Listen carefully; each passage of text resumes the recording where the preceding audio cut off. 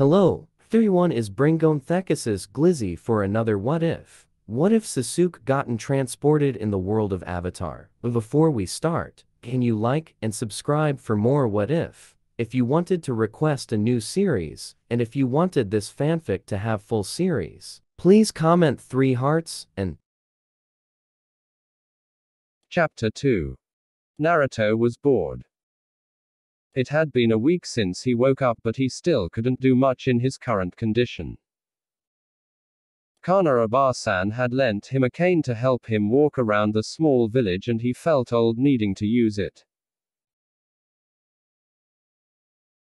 He had managed to know everyone in the village, which isn't that hard considering there are only about 40 of them all in all.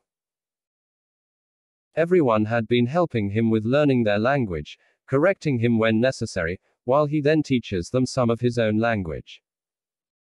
He also found out that he's nowhere near the shinobi continent anymore.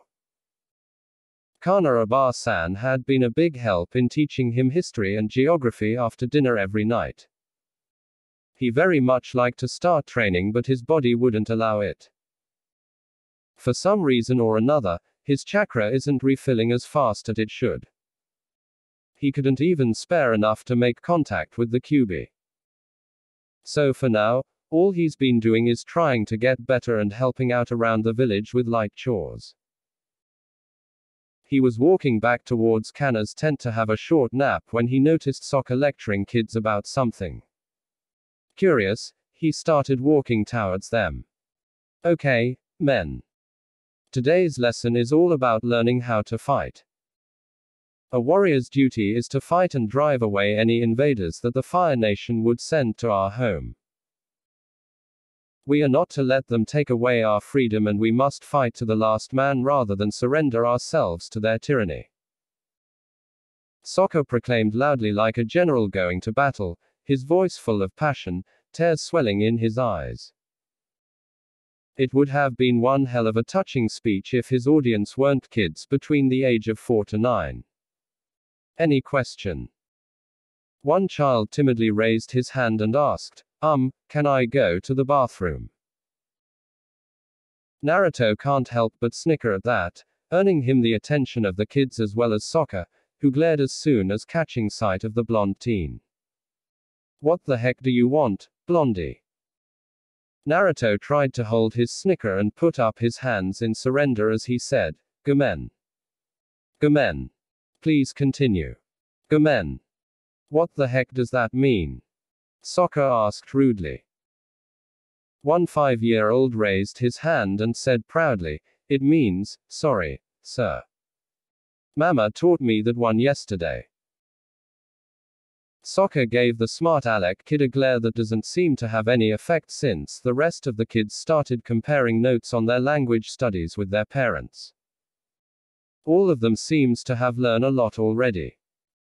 Sokka cleared his throat loudly to get their attention back on him. We don't have time for useless things like that. The Fire Nation would be knocking into our village pretty soon, and we need everyone to do the job in defending our home. So stand up and assume the position. And no, I don't mean that position, Arta. That position is for when you don't do what your parents tells you. The kid, Arta, stood up from his previous post of kneeling with his butt cheeks extended and mimicked Sokka and the rest of the kids. They seem to be doing a standard punching routine and doing a very bad job of it. Naruto shook his head with every wrong move. The kids were tripping themselves almost every other punch. What the hell is your problem now, blondie? Sokka asked loudly, glaring at the blonde. Stance wrong. Them kids.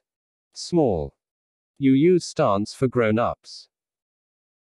Naruto said, still having problems with his pronunciations and word combinations. Oh yeah. Then why don't you show us how it's done properly, Mr. Smarty Pants? Never to back out of a challenge, Naruto walked towards the front of the kids, put himself in a standard Ninja Academy beginner's taijutsu stance, and said, must first be in proper form. Form depends on size of body. For you kids, do like me. It took a few tries, but the kids did what they were told.